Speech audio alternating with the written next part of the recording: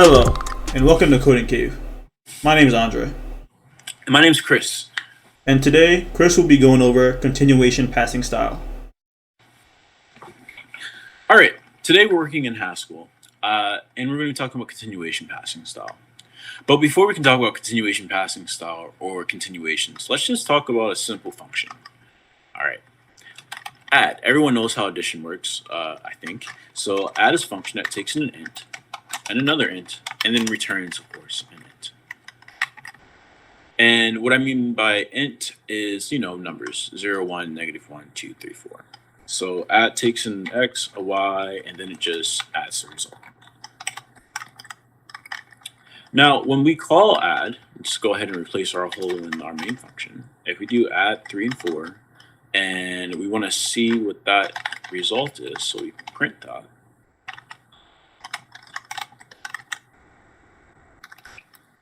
What's happening here is our program is going to first evaluate add 3 and 4, so we get 7, and then it's going to print. So we're having this continuation occur that's not being explicitly defined here. So if we go ahead and run this, just by calling main,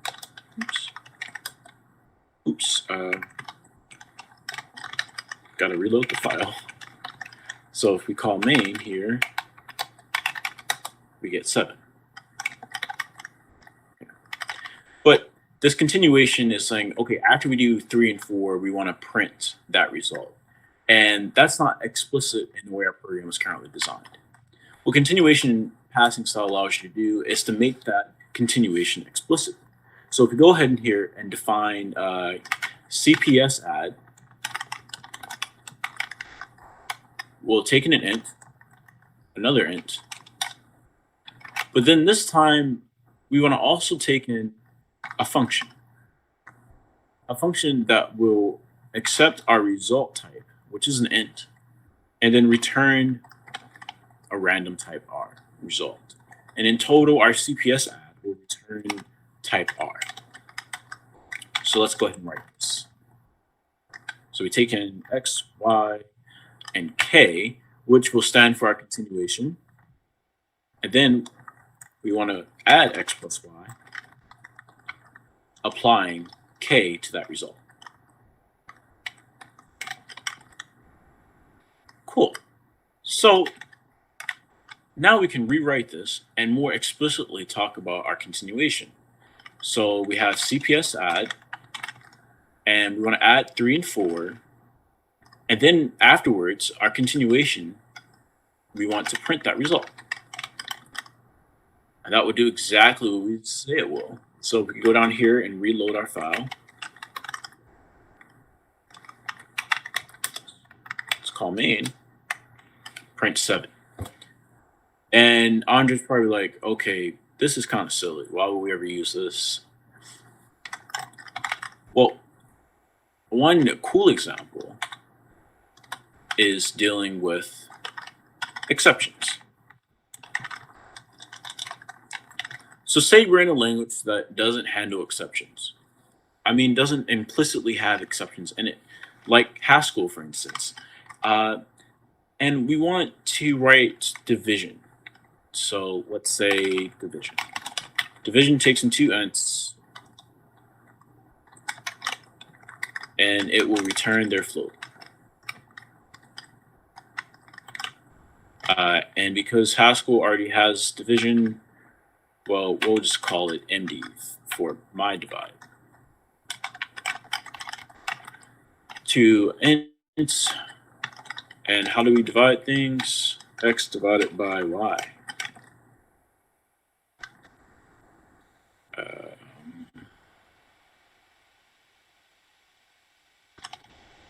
Use floats, I think I'm remember? forgetting. Oh, right. Floats. Oops. So we have 2 floats, and then we divide them and get a float. So X divided by Y.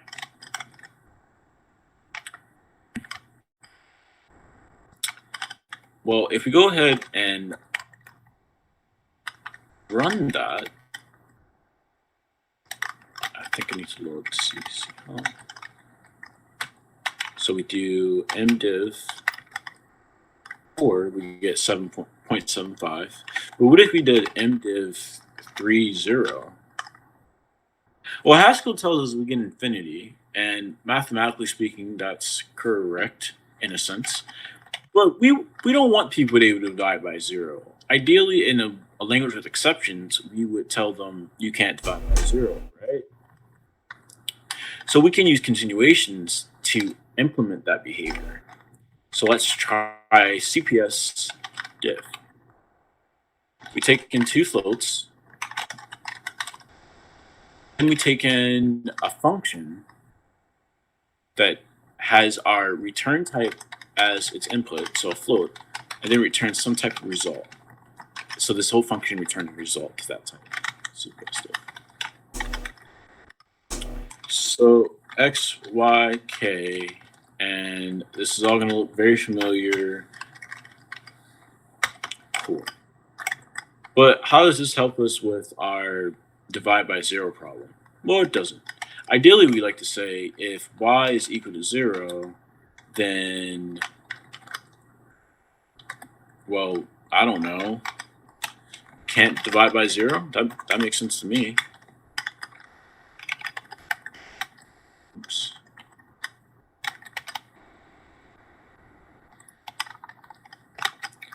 And else, well, we'd like to continue doing whatever we were doing. So the cool thing about continuation passing style is no one says that you can't have multiple continuations. So if we are returning a string in the case of an error, we can take a continuation from string to a type R, and we can call that continuation fail. So if y equals 0, then we can just fail with the message can't divide by 0. Oh wow, wait a second, did we just implement what I said that we could? Let's find out. So if we do CPS, oops, cannot type here, CPS div, and we pass it 3 and 0. Well, let's say we just want to print out the result, and also let's print out any errors.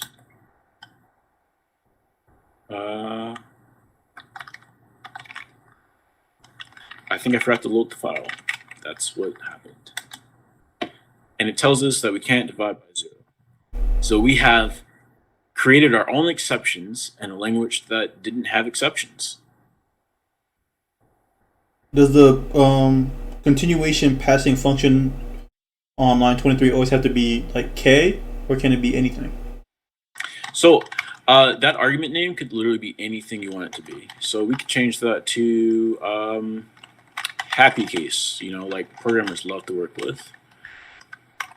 And because functions here in Haskell are first value, we can just pass around functions like that, and it still works just the same.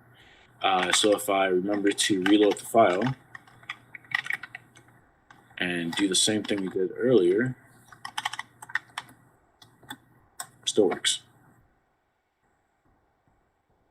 What other languages can take use of this? So in any language that you can have functions as first class, so JavaScript, for instance, you can have continuation passing style. And actually, if you think about callbacks in JavaScript, and maybe this could be a different video, callbacks are just continuations. So if you try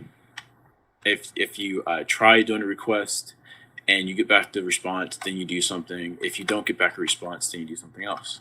And that's sort of what we're doing with a fail and happy case. And it's all based on functions that you pass. Thank you guys for tuning in. Like, comment, subscribe, and we'll see you guys in the next video. Yep.